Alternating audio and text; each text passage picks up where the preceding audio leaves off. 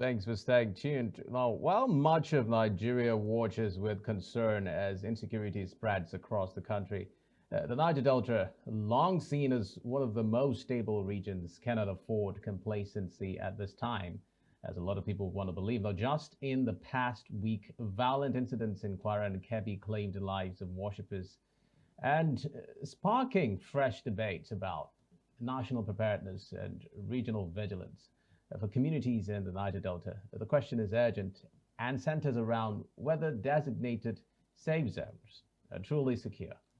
They are only a label. Now, today we explore the latest security developments in the region and seek expert insights into what measures can be taken to maintain stability.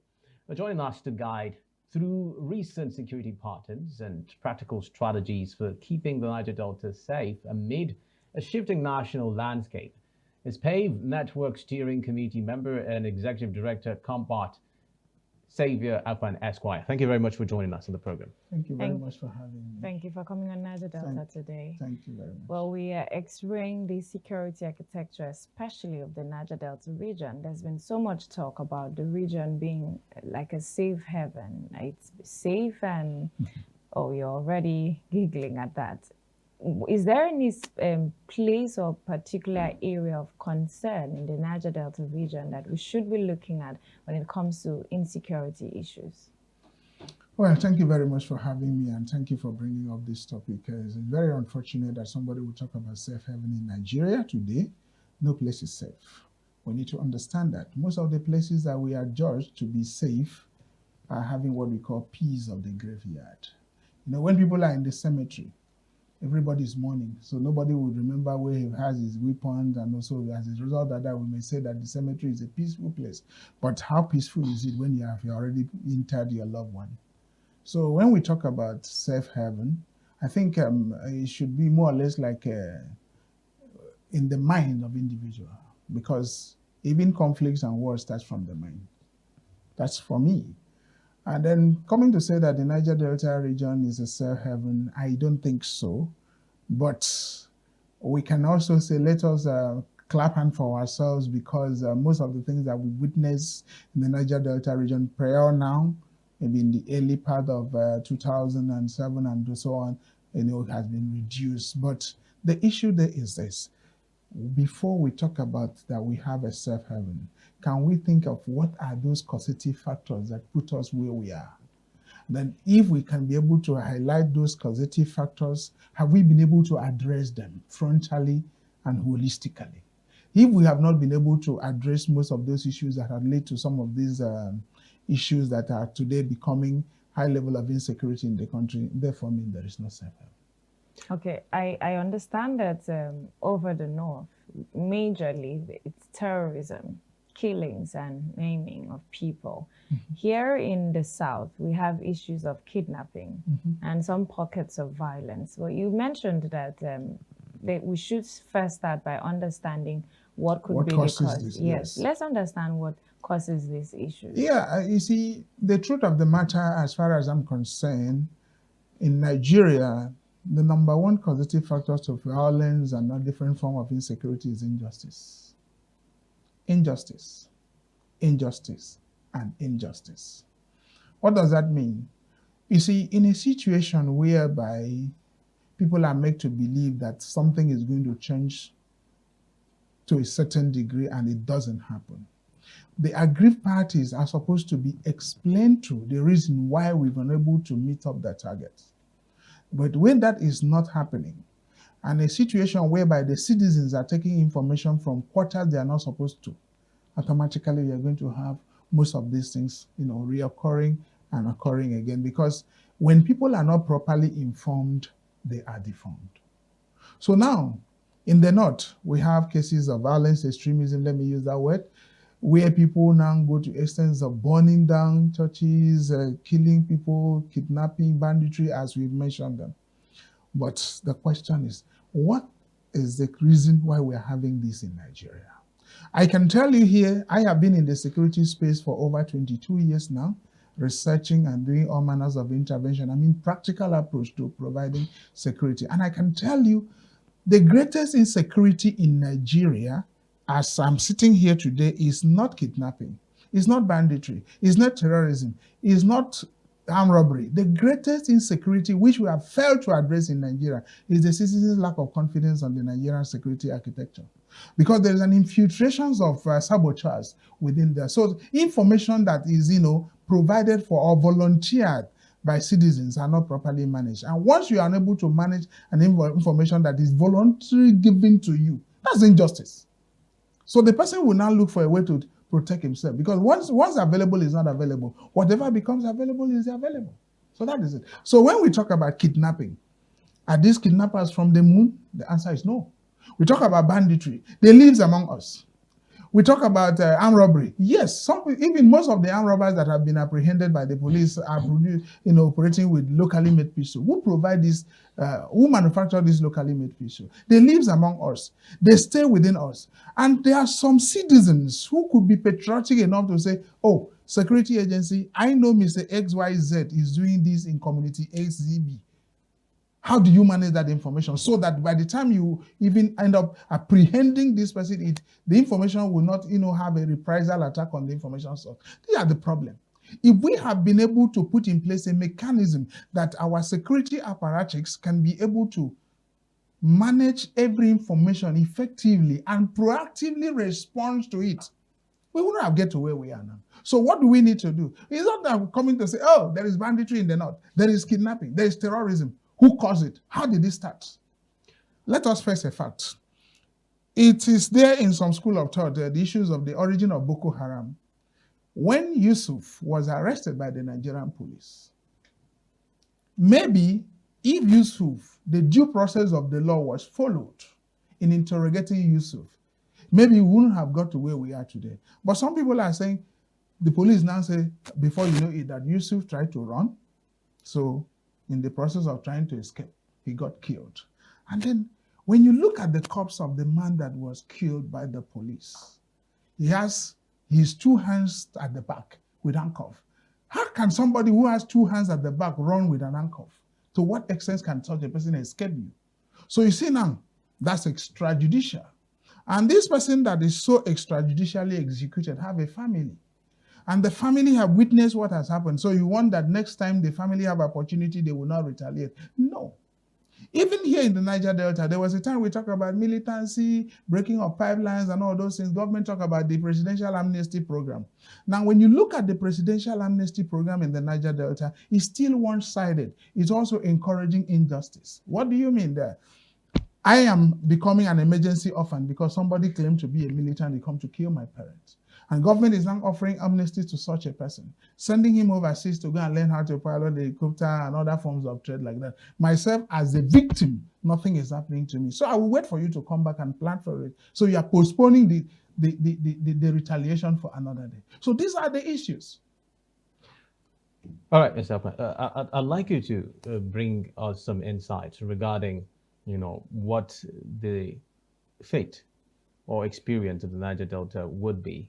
Now, there have been hush-hush comments here and there. Even on social media, you get insights regarding where a group is moving to and all of that, while not trying to heat up the polity.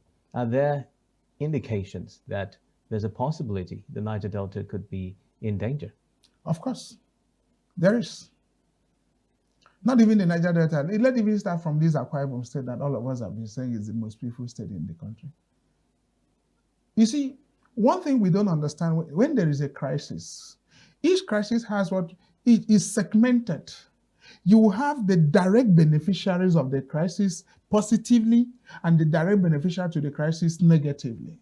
Then we also have the victims of the crisis who could equally be affected positively or negatively. We also have the survivors. Now, you see, if, for example, a place like Borno State in the north is affected by the activities of extremist group, the Boko Haram and whatever you call it, some persons have already relocated from Borno. Throughout the night, people are traveling in this country, moving from one spot to another. They are moving, sometimes they move without their properties, isn't it? So they got to a particular place which you can say is a peaceful environment for them to start life afresh. They only leave their property but not the memory.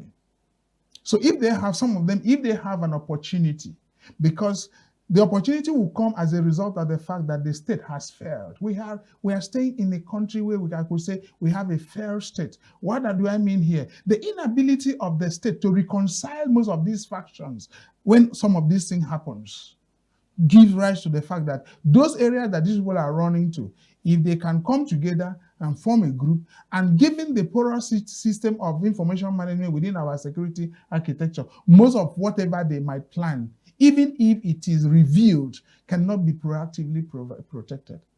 We run a security system right from 1960 that Nigeria get independent. All the security situation in this country are over 100% reactive. We fail to be proactive. A good security system must be proactive. And what to encourage the proactiveness is the citizens' partnership, ownership, and commitment, whereby the citizens see the patriotism to partner with government in order to be able to, quote and unquote, solve a problem. To what extent would you say that the comments of U.S. President Donald Trump has contributed to this recent upsurge in attacks in Nigeria? Because, I mean, some people who have come up with theories that as a result of his comments, it was politically motivated, and because of that, it is having ripple effects in the country. The truth of the matter is that, you see, one of the things we have failed to do in Nigeria is that we failed to insulate politics or security from politics. Security is a necessity which everybody needs, whether you are in politics or you are not in politics. You see, the comments of Donald Trump, for me, is more or less like, there is an adage we have in Anang land that says that, if I want to translate it, it says that when you misbehave, you don't behave the way you're supposed to behave, a stranger will sit to give you out in marriage. When you're supposed to do what you need to do and you fail to do it, a stranger, because in the process of assuming now, we have this admonition that say, honor your parents. Is it not so? You fail to honor your parents, and maybe as a result of your dishonest attitude and the way you behave, you lost them before you get married. The person that is going to sit as the father of the groom or father of the bride is going to be an ordinary stranger, even if it's your uncle. That is your father, your biological father. You understand? So now, the issue there is this. Since the advent of terrorism in Nigeria, what have we been able to do so that we can reassure Nigerian citizens that, oh, look, government is doing it? It's the responsibility of government to provide security for the citizens. Section 14 of the Constitution is there. Now, a situation whereby the government has failed, we that are in the civic space, we have done everything possible trying to let the government understand the people are not happy with happenstances in different quarters. The Nigerian police force are not doing what they are supposed to do in some instances, the DSS, the army, and so on and so forth. I remember clearly during the Niger Delta crisis, we have what we call Joint Task Force. I was on an interview on one of the media houses, and I told the government, look, creating a joint task force is not the problem. But the problem is that, have you been able to put in place a mechanism that will cushion the effect of joint task force? Because when you create a joint task force, security measures are not supposed to be ad hoc. They're supposed to be an entry date and an exit point, so that in between there should be proper mechanism for accountability. And this accountability must be transparently done in such a way that it will not become a problem of giving food to the monkey, then to pack the plate become a problem, because the monkey will never believe that food has finished on that plate. Now, when you now create some of these ad hoc situations, some of these children were armed, used them for election thuggery and all those things like that. And at the end of the day, you abandon them. What do you expect them to use? It's just like somebody tell you, maybe you are driving on the road, a road safety official stop you and say your driver license has expired. It is only the license that expired. The skill of driving has not expired in you. So these are the issues. But when we look at the issue of infiltration, Are there lessons that Niger Delta leaders must learn at this time, talking about border management and security?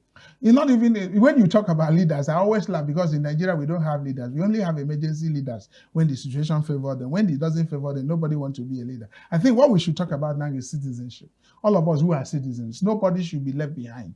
We have a responsibility to see to it that we start protecting ourselves, putting proactive measures from the micro level of our families, from the family to the communities, from the community to the clan to the local government to the state, before we even talk about the regions. Like in the case of Akwa Ibom State, let me give you one instance. In Akwa Ibom State here, 50 to 60% of villagers in Akwa Ibom State are not happy on that seat because of the way they came into it. And I have been advocating and I've been telling the government, you need to put a mechanism to reconcile factions in a community whereby 1 or 2, 3, 4 persons comes out to advise for the position of a village. It starts from there. Now, if, for example, in a community, you have 3 people that want to be village head. Of course, 3 people cannot be village head. So definitely one person will emerge. The other 2 will look for a way to make the system ungovernable in order to discredit the governance of that person. Now trying to play what we call absolomy. What does that mean? If I was elected your chief, this wouldn't have happened. Trying to discredit. These are the issues. But that is also at the village level. That is a village level. It also happens at the national level, even at the state level. Exactly. So now, what are we supposed to do? We're supposed to put a mechanism in place that at the end of every contest, whether village, clan, local government, state, federal, there should be a mechanism to reconcile factions and make people to understand that we are all citizens. I always like to re-echo the word of late General Sani Abacha, that we have no other country than Nigeria. We will live here and salvage this together. Even some of them that travels abroad, by the special grace of God, Nigeria has become cemetery for them. They will still come back in, what do you call that thing? Put them in cargo bags and whatever and bring them to bury here. So therefore, if Nigeria is born today, where are you going to be buried if you eventually died overseas? So the issue there now is that we need to forget about statism here. Let's talk about citizenship first. I do my part as a citizen, you do your part. And I always suggest to people that when we want to have an effective security mechanism, the security structure should act as the human body. A good example of a well-structured security is the human body. How does the human body work? The nose does not wait for the eye before it starts smelling. Is it not so? So the nose is always on the duty post of smelling and doing whatever it's supposed to do. And the eye should not wait for the mouth to see. The ear does not wait for the eyes to hear. Is it also? So when everybody are on their respective duty posts, we are going to get this. And you see that the way the human body is structured, if there is an incident of that will cause chaos in this place, automatically our body system will react immediately. All the parts and the organs will coordinate itself and get you out of this place. That's how it's supposed to be.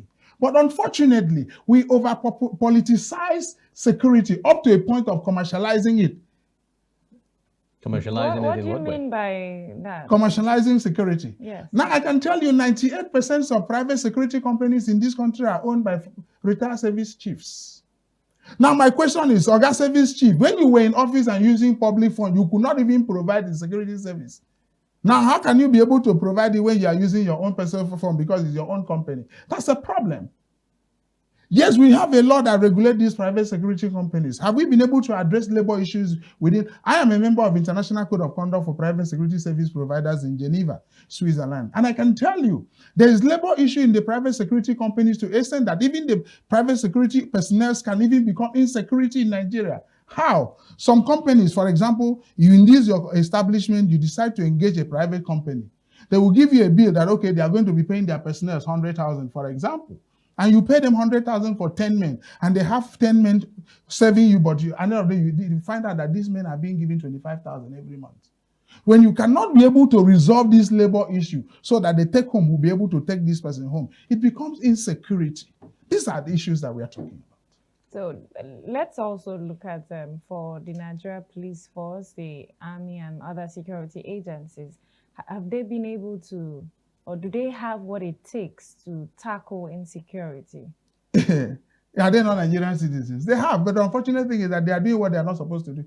What the army is doing in Nigeria is not the duty of the army. What the police is doing is not the duty of the police. That's the problem. That's why I was talking about the human body. The eye should be the eye, the nose should be the nose. The army has a statutory function created for it as far as the enabling statute that established the Nigerian army is concerned. Is it not so?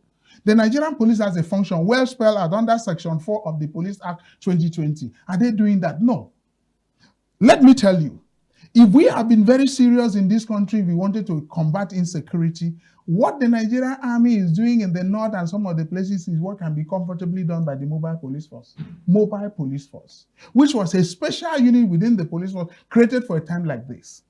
But what do? We have, over the years, we have, jettisoned now. We don't even, mobile policemen have turned to official beggars on the street, disturbing Nigeria, making Nigerians to feel that anytime you see a policeman, the next thing you have is give them money. So even if you carry explosive devices in your boot, you just arrange some white and drop to the guy. Because the take home does not take this guy home. What will even stop us in this country that policemen will even be begging government to remove them from contributory pension? And nobody is talking about that. How do you expect a man who has been serving this country for, let's say, 35 years, and luckily he retire home alive, and then what he has cannot even meet off his expenditure profile? That is another set of insecurity. So if the man see gang of armed robbers that will pay him better than what you pay, what do you expect him to do? Loyalty is where you eat.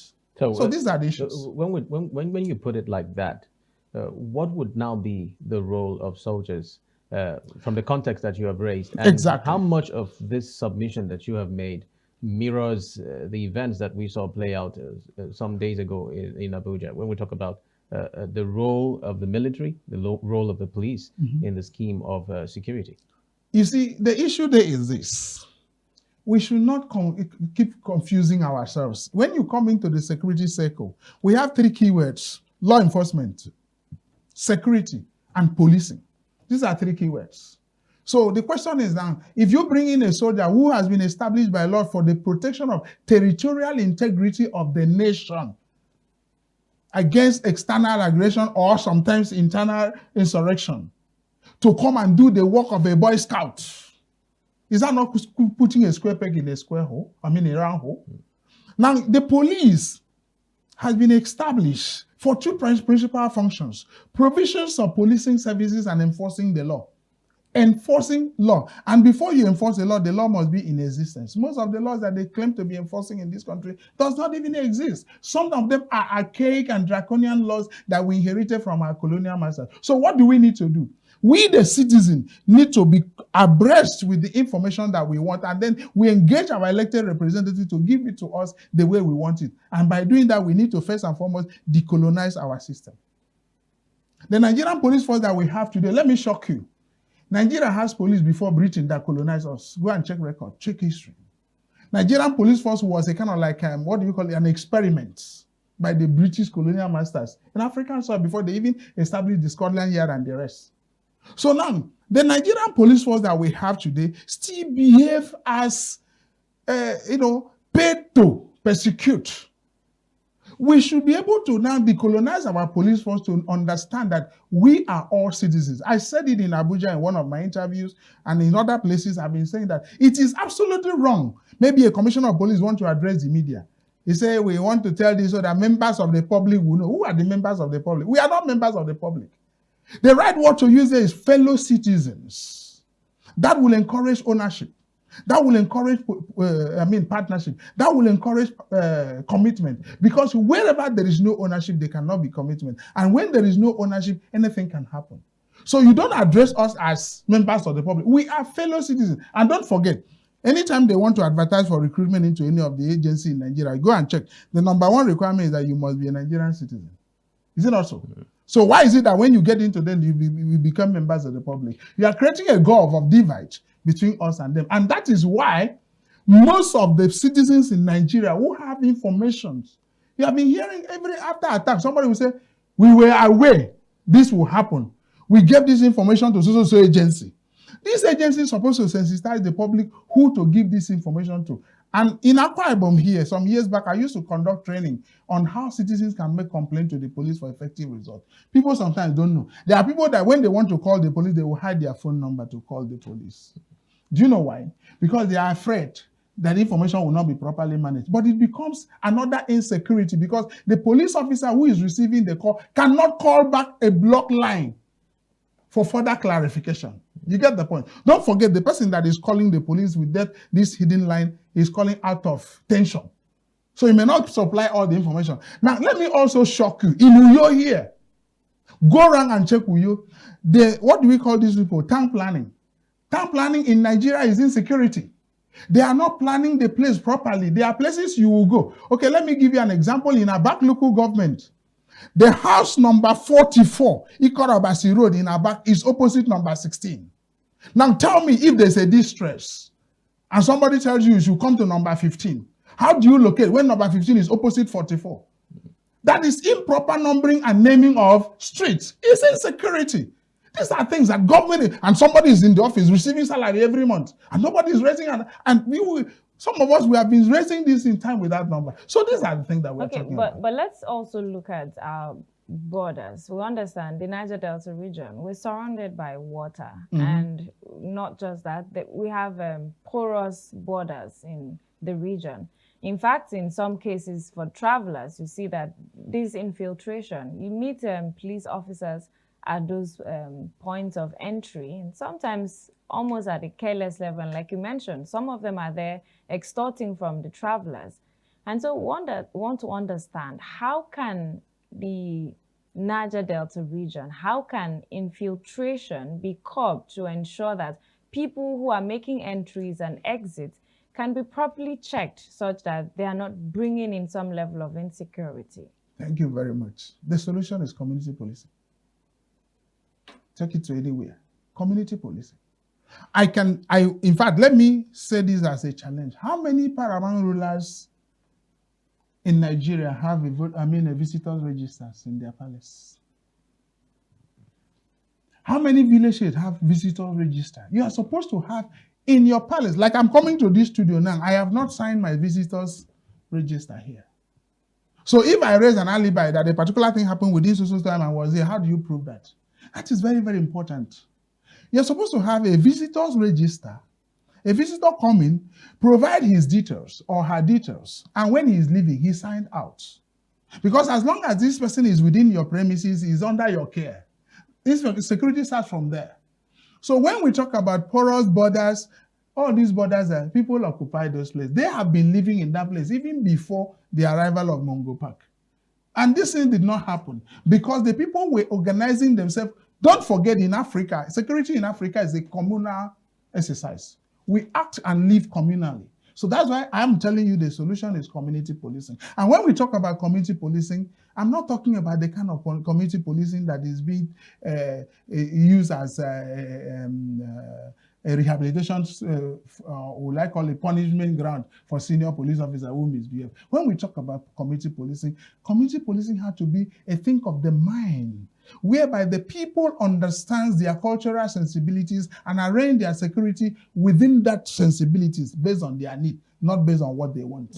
Well, when you talk about security register, and you just reminded me that we have that. So, before you leave, you're going to have to. No problem. I remember that I arrived here 5 minutes past 12, so I will sign it for you. Because we have the security register. But it's very, very important that should be done. Yeah, it's all right. But I'm not indicting you anyway. I'm just setting an example. As we begin to wind down the conversation, yes, Akpan Esquire. Well, it is admitted that it is a serious situation and that must be tackled headlong. You spoke about community policing. We also have state policing. We'd like to understand. What is the difference? Yeah. What is the difference? Because it's as if there's a confusion that usually exists between when they say community policing and state police. You see, the problem is that when you hear about state police has nothing to do. Whether you operate state police, whether you operate a federal police, whether you have a village police, whether you even have church police. Community policing, the one I know, which has been in existence even in heaven, is philosophical, pragmatic, and proactive. It doesn't have a model. So when you say state police, you see that in Nigeria, you're going to have 37 style of state police because the 36 states will evolve their different state police and FCT will evolve its own. You understand?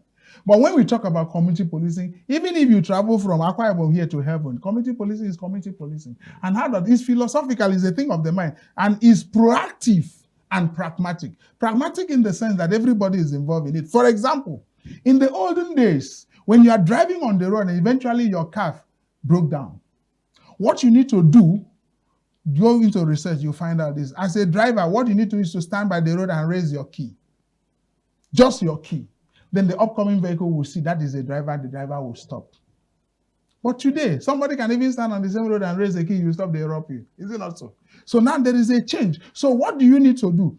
Consequent upon the fact that the model has changed, it has to be evolved in a different strategy. And what is that different strategy? If your vehicle broke down, there is a nearby police station.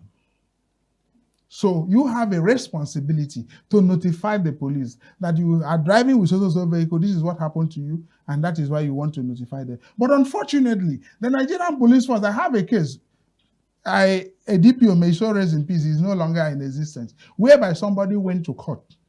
The court share boundary, share fence with the police station. When he wanted to leave the court premises, his motorcycle got spoiled.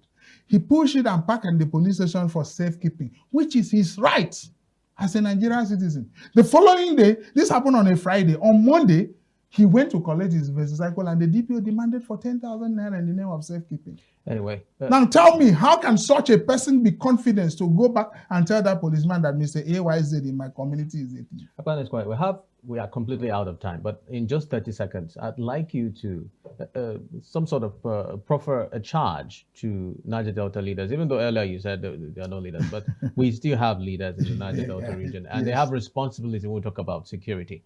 What should be their concern currently as the issue of security or insecurity in the country continues to cause issues? As far as I'm concerned, including myself, what we need to do in the Niger Delta is to take the biblical admonitions, which says that when the people were asleep, the enemy came and sowed the wrong seed. So this is not the time for us to go and sleep and feel that we're at ease. This is the time for us to now look at where the rain started to beat us and then plan ahead. And when we are proactive and then allow our values, the values that we respect in-laws, strangers, grandchildren, and so on and so forth, so that we can be able to properly profile ourselves in such a way that if something happens, we know who is doing what and what he or she is supposed to do. Thank you very much for speaking to us, Akpan Esquire, Saviour Akpan Esquire. Thank you very much, PAVE Network Steering Committee member and Executive Director, COMPPART. I appreciate your time and company on the program. Thank you for having me. Thank you for sparing us your time. No problem. Thank you. Well, my name is Saviour Robert. We'll catch you again tomorrow for another fresh edition of the program. We'll have a terrific day. And I'm Jennifer Pius. Have a great day.